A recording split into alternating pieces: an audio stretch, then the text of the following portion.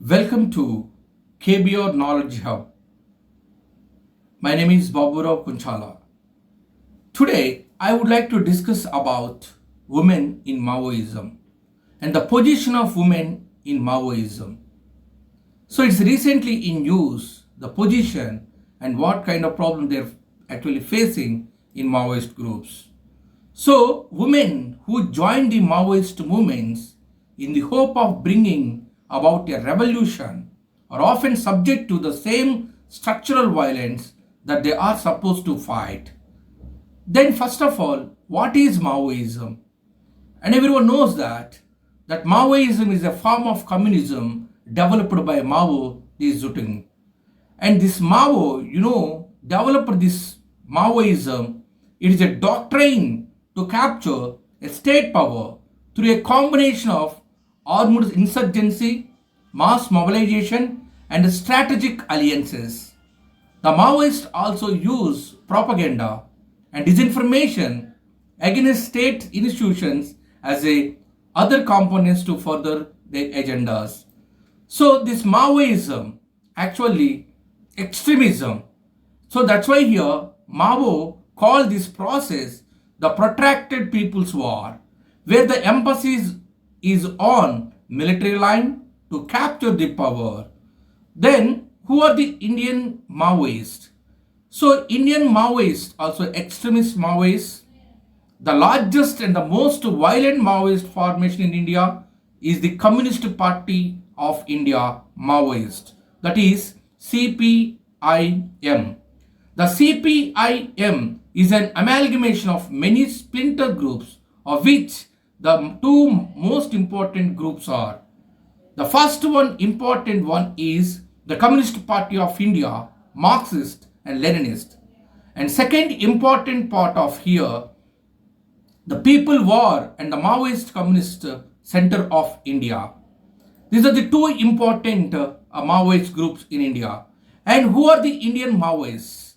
Again, there is a question here. Who are the Indian Maoists? Then what is the position of the Indian Maoists?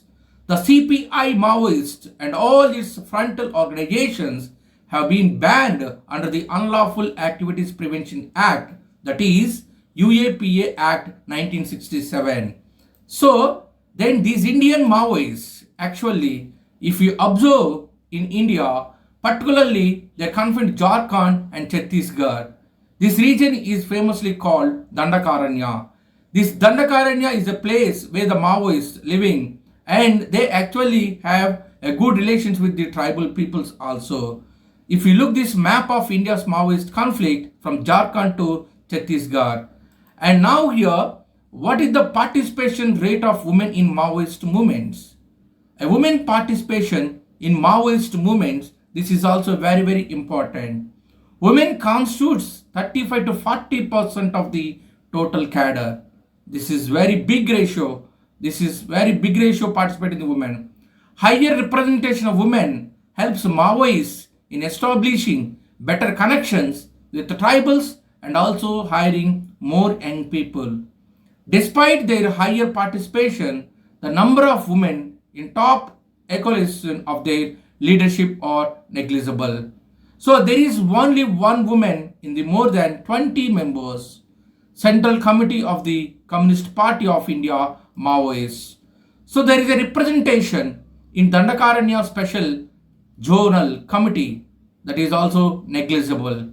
So what are the causes for the high women participation in these Maoist groups?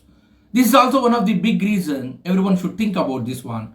And first one here, coercion and threats from the Maoists. That is the first reason. And second one here, gender inequality.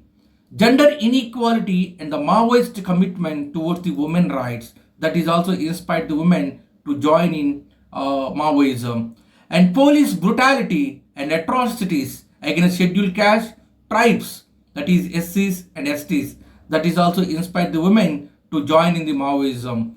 And again here, marginalization economically, marginalization from the rural economy and the perception of Maoism as a relief from poverty and unemployment.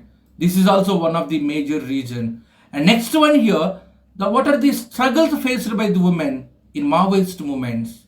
What are the struggles faced by women in Maoist movements? The first one is here sexual exploitation. Though Maoists profess discipline and integrity, exploitation of women prevails in the party.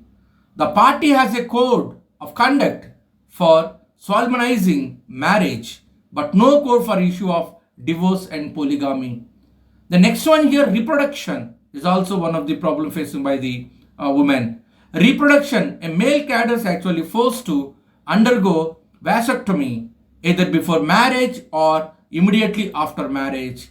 This is one more thing we need to understand. In case a woman cadre get pregnant, she has to undergo abortion. This is the problem faced by the women. Struggles actually faced by the women in Maoist movements. Health challenges is one of the reasons. Health challenges, the loin cloths are still used as sanitary napkins. It is also limited and to be shared by two women. Right? Then again here, women are not permitted to liberally use water and is considered taboo to use water from streams or ponds for washing. Then again the food they provided for women has low nutritional value. So right, then how to address these challenges? Now here women who is facing challenges in Maoism and how to address this one. So first one here, women specific policies. State has to address women ground realities in region that push them toward radicalization. The next one here, utilize the opportunity. State policies should focus on the disadvantaged position that they face in the party. That is also state should focus. And next one here immediately, welfare measures. The current state schemes mostly focus on hard power security responses and not the welfare demands of the public itself, populace itself. Next, to focus on the infrastructure. That is also important for the women to provide infrastructure in the Red Corridor region. So economic inequalities, the mainstreaming of Maoists by providing basic amenities and reducing economic inequalities. Then women in Maoism, right? So this is the problems facing by the women in Maoism, and these are the challenges should actually faced by the women, and state also should think about their problems, and state should concern their problems and implement some schemes and welfare schemes to the women, in particular Maoist groups.